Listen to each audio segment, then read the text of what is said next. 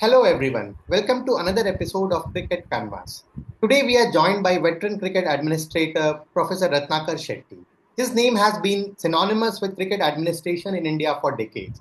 Recently, he received the Lifetime Achievement Award from Mumbai Cricket Association for his contribution to cricket administration in India. So welcome to the episode, sir.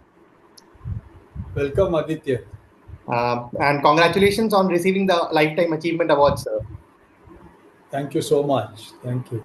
So, sir, it's the IPL season, and you have seen IPL grow since the time even when the seeds were not being sown or just the basic discussions were happening. So, do you recall the time when first time the idea of IPL was floated through? Before I start off with the time when IPL was floated, the idea was floated, there is another story to that also. Yes, sir.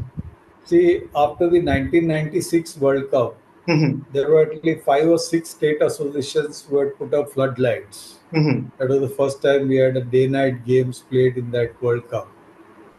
And Mr. Lalit Modi then brought up an idea that since there are floodlights put up in the state unit in the grounds, why don't we have an intercity tournament ODI?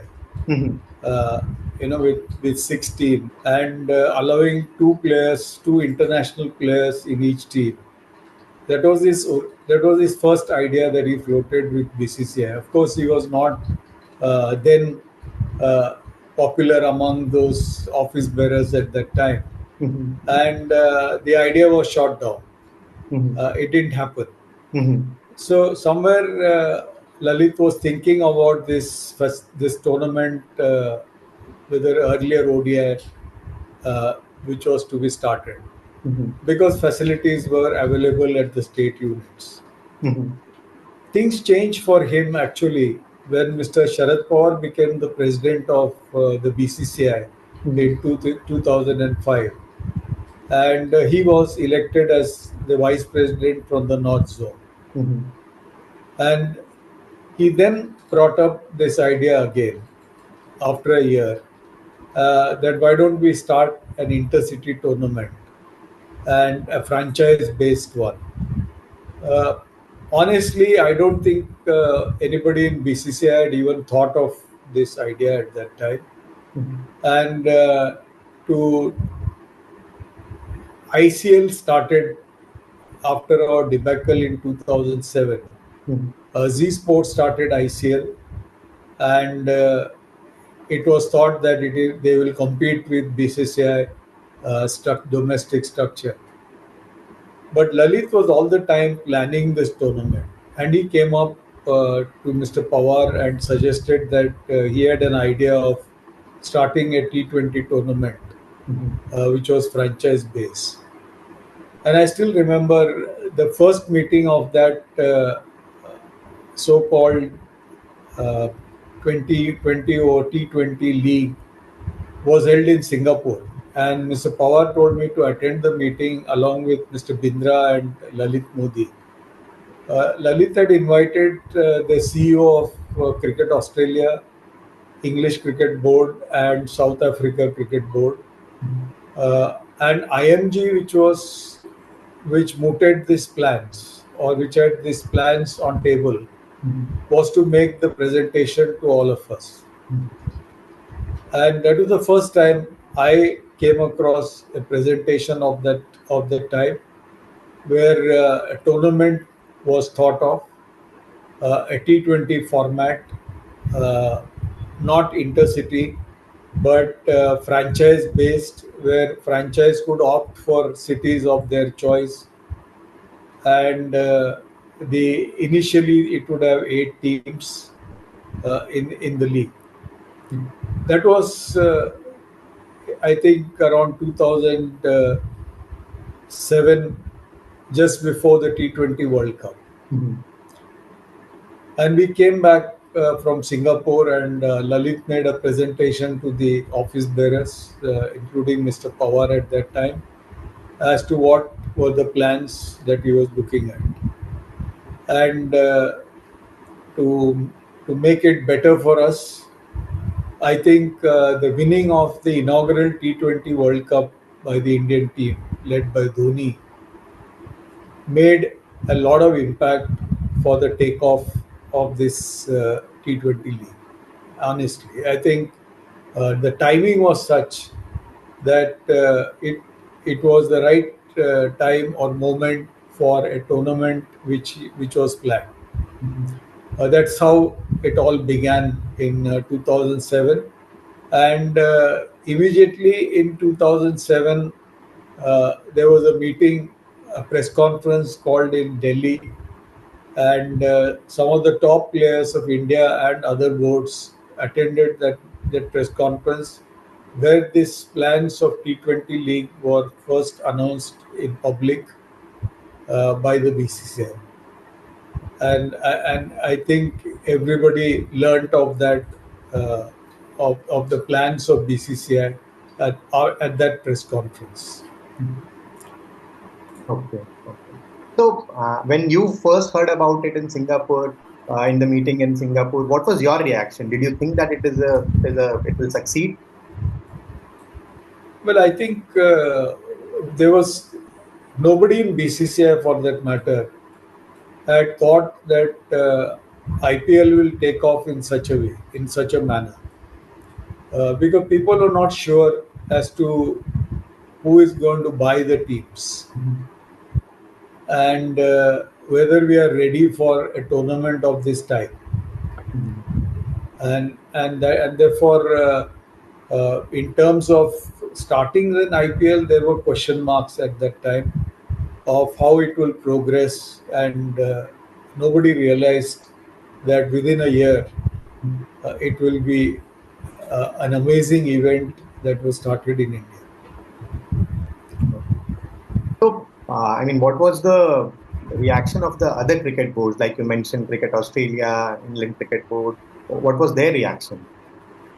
Oh, they were happy actually because they thought that there is something new that is happening, and Lalit also proposed at that in that system that India will host, BCCI will own the IPL league, Indian called as the Indian Premier League, and to make it a bit more interesting, he also announced that after every IPL, BCCI will host a Champions League,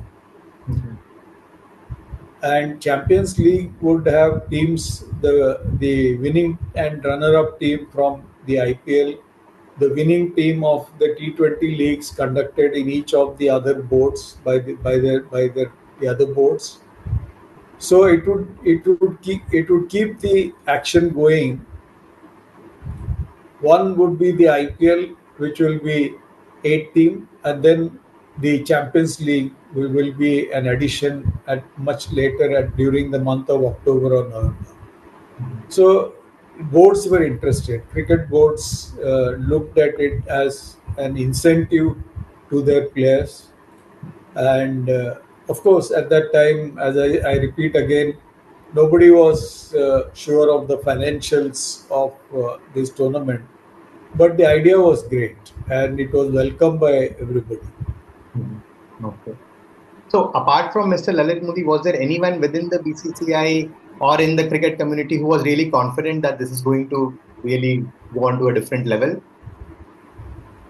I think that if IPL started, it is only because of two people. With due respect to all my senior office bearers at that time, uh, Mr. Pawar was convinced that Lalit has an idea and he has to be given an opportunity, and therefore he stood by Lalit and gave him the permission to start the IPL, and that is a fact. And IPL, the large credit for starting and success of IPL must go to Lalit Modi.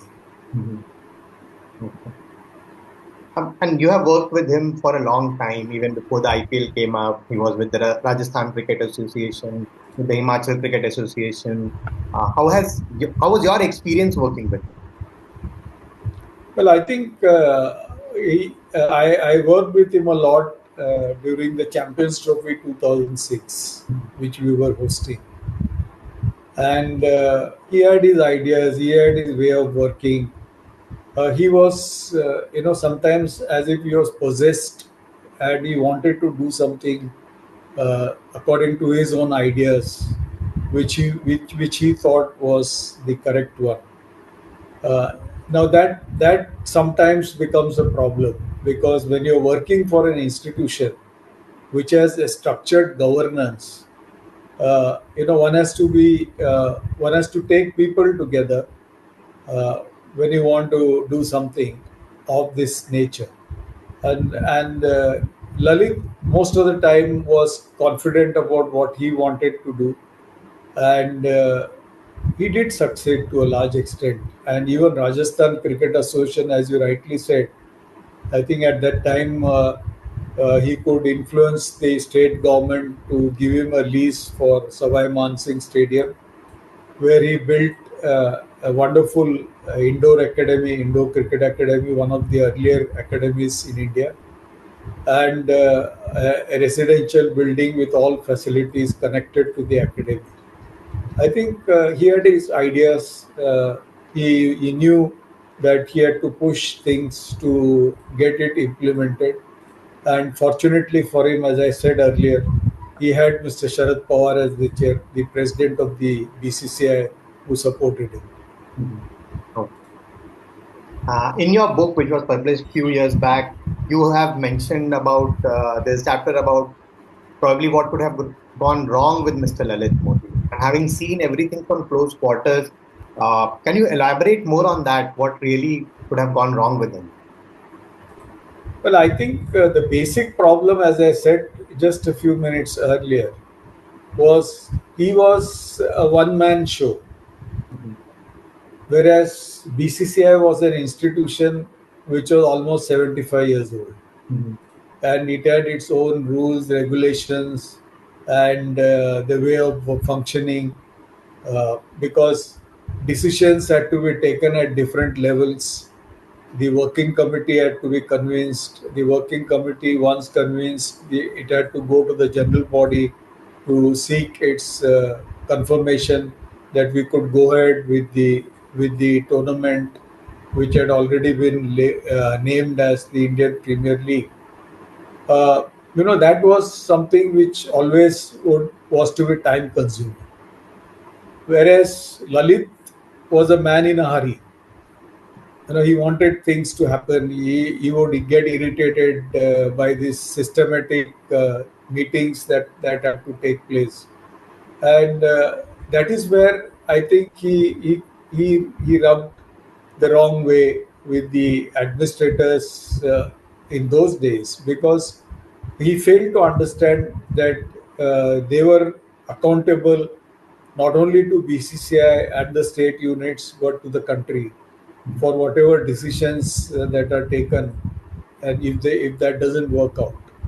So, BCCI office bearers were right in a way, and Lalit was right in his own way, thinking that there was delay in implementing or decision making, and he was always of the type where, as an individual, he could take decisions and that should be implemented. Now that was something which was not possible.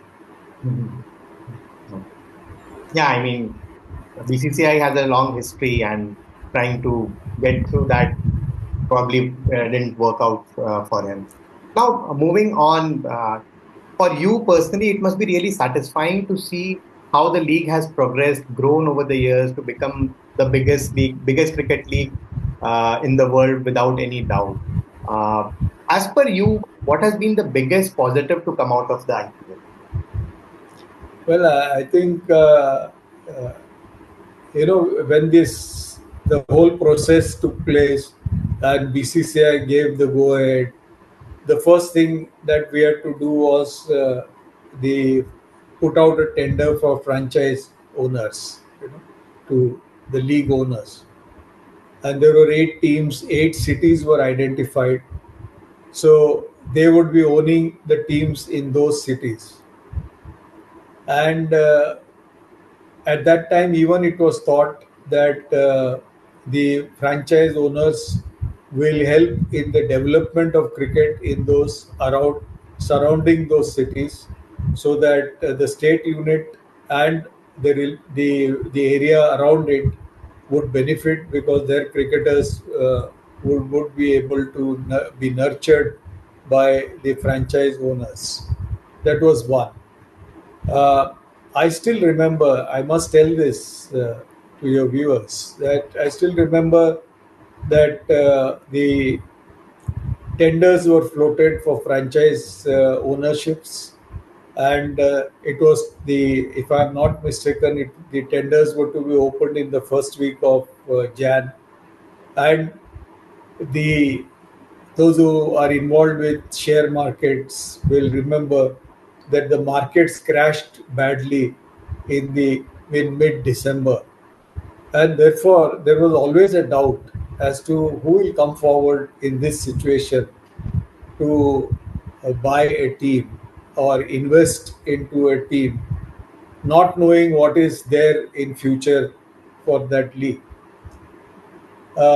And that was where I felt Lalit played his role very well, because he used his contacts with the business community, the industrialist, as also the entertainment world, and he started meeting people and convincing them as to the future of as to how good this league would be. And you'll not believe there were only 10 people who bid for the franchise owners.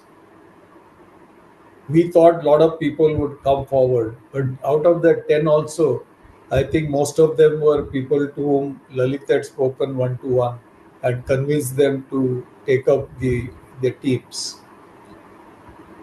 And nobody was ready, as you can see, because for such a big league which it is today, in those days we had only 10 people putting in their bids for the teams, for the 8 teams.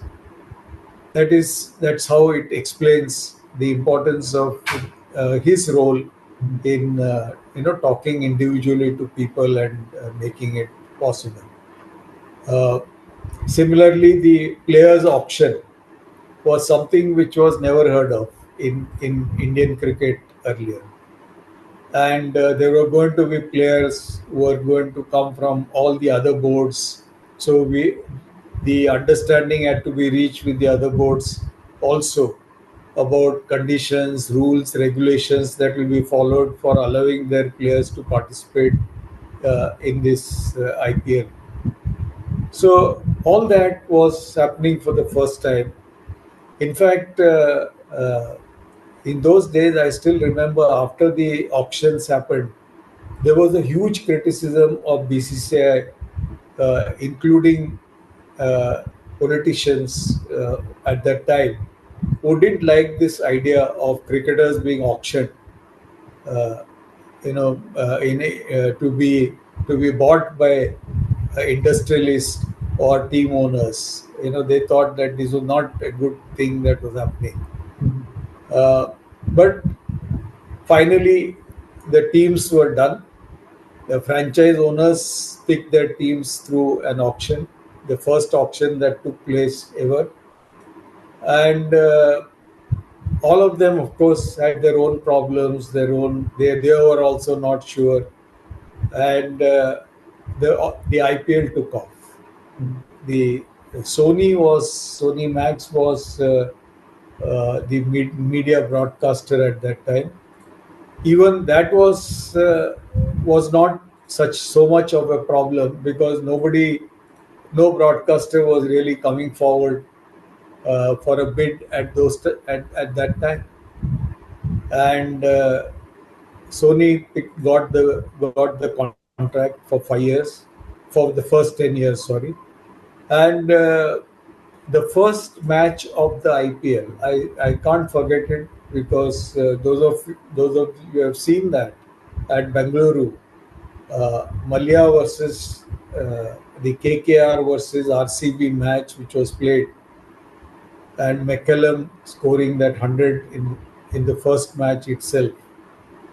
The atmosphere was so charged with with the two owners present there, their support, and the match itself became history. I think that was the launching pad for the future of IPL. I felt it really made a difference to how IPL went on from strength to strength, not only for that first year, but for the last 18 years.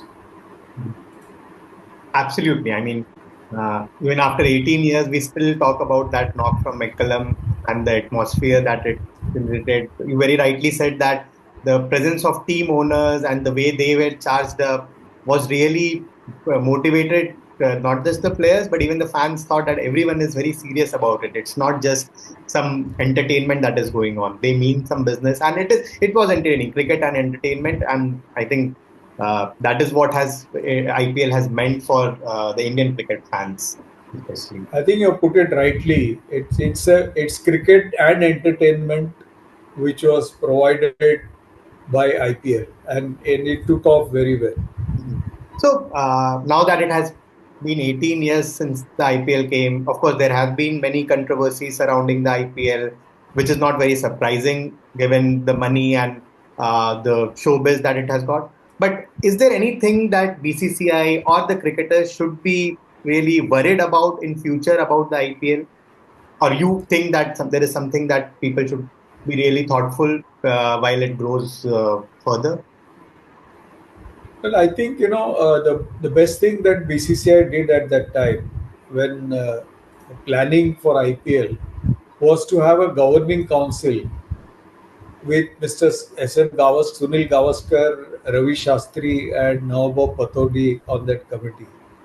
I mean, three eminent cricketers who had a great experience and who could advise BCCI on what is to be done and how we can go about it. Framing the rules for the tournament, framing rules for the players' auction, and protecting the interest of BCCI so far as the game of cricket is concerned. I think valuable inputs came at that time. I feel that was an important decision of BCCI at that time. Mhm. Uh, I think controversies are a part of the system, and unfortunately, there were instances where match fixing saga did take place, but BCCI and IPL could sustain that and move on because quick actions were taken at that time. BCCI did not compromise on any requirement that ICC called for. There was an anti-doping commissioner was appointed. Doping tests were done. There was an anti-corruption unit that was established by the BCCI, and immediate actions were taken when the issues came up. And the BCCI also had advice on what how we can improve after the first year, second year, in terms of what keeping the night parties used to be a way of life in the first IPL and second IPL, but slowly the franchises also were convinced that BCCI's concerns are real, and we didn't want any controversies coming into the tournament as it goes on. And everybody cooperated to that. So there's an anti-corruption officer attached to the team. There's the permissions are required by the players to go out or report any if there is any approach that is made to them. All those stuff, all those matters were part of the IPL organization then, and that is why I think today we are looking at something which is for last several years it has been going on smoothly, and IPL has created its own legacy. So, I mean, you spoke about how BCCI was worried about certain things and ensured that the players, the cricket remains the focus. What is your take on the workload that it brings in for the players? And I mean, how do they balance between, say, the IPL, and there are other leagues also going across the world, and then playing for the national team? We have seen many players get injured, and I'm not saying that it is because of the IPL, but what's your overall take on the workload that IPL or the other cricket leagues are generating for the players? Well, I think one of the best decisions which BCCI took when we look back today is that no Indian player who is playing IPL shall play in any other leagues around the world. And in that sense, therefore, Indian cricket is protected. IPL is protected because there's no compromise of the the the the importance that IPL has in world cricket. And there were several requests which was coming from particularly when the BBL started for Indian players to be, at least one Indian player, if BCCI could agree. But that was firmly put in place. That helped Indian cricket not only to restrict the participation in other leagues, but also to ensure that our own players are taken care of. And very few people know that BCCI has an insurance scheme for the Indian players. For all international players, if they are injured during an international match, and if they miss out the IPL, even the entire IPL, there is an insurance cover for that. He will still get whatever he would have got as a retained player of a franchise. That safety net is provided to an Indian player, so he doesn't have to risk if he is not fit or if he is injured, he can still put out and tell BCCI, tell IPL franchise that he's not fit to play That's very and doesn't lose out on the monetary value that he was to get. And that's very interesting to know that BCCI has been taking care of the rights of the players in this way, which is really good to know from how they think about the game in the country. So the last question that I have for you is, now you have seen IPL. IPL has been there for close to 2 decades now. Uh, how do you see it growing and advancing, say, in the next 5 to 10 years? Well, I think if people who are following Indian cricket before 2008, that is pre IPL and post IPL, you will see a lot of changes that IPL has brought about in the system. What we normally look at. The first is, I don't think anybody in India in the pre IPL days would have thought that we will have such good playing conditions in the month of April and May in India.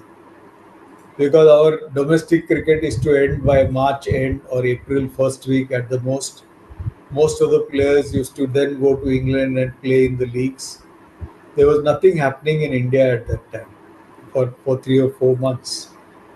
Today, it's totally different. I think whether my own association, Mumbai Cricket or Bangalore or Calcutta, nobody would imagine that such good ground facilities could be made available for a tournament of this type, international tournament, which is watched widely, and that is the first thing that I feel that IPL has brought about. Number two is that IPL has created new viewership for us.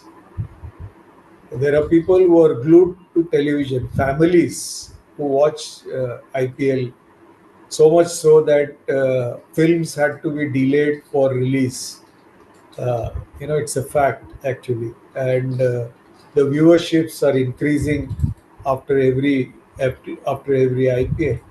And now with India, digital as well as the television mode being so popular, the viewership is huge even in our domestic market. It's followed also abroad. Number three, I would put it is, look at the type of spectators coming to stadiums. Today, we have almost about 25 to 30% women, girls, and ladies who come for our IPL matches, and that, in a way, has translated into following Indian cricket. The Indian cricket also is being followed slowly. People know they have become household names. They follow Indian cricket also to the same extent as they follow IPL. So that's something which is very important for us actually.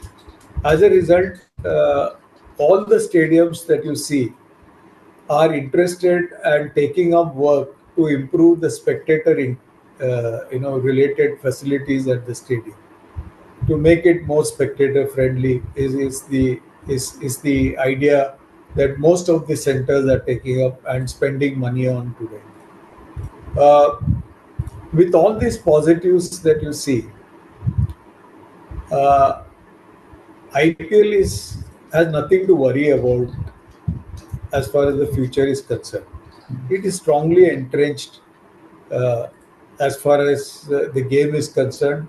It is a serious game played with a lot of competitive spirit among the teams.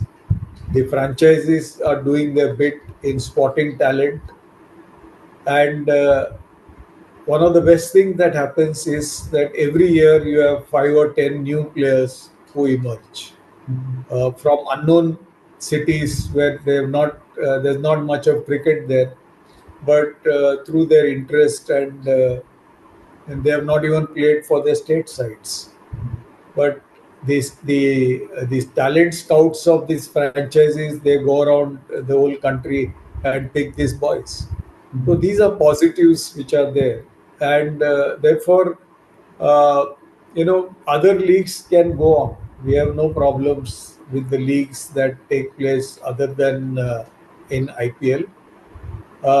Most of the places you will find Indian franchises are the owners of teams in their leagues. So that shows how important it is for other leagues to survive and have Indian franchises supporting that system. And so far as the Indian Premier League is concerned, I think it is healthy.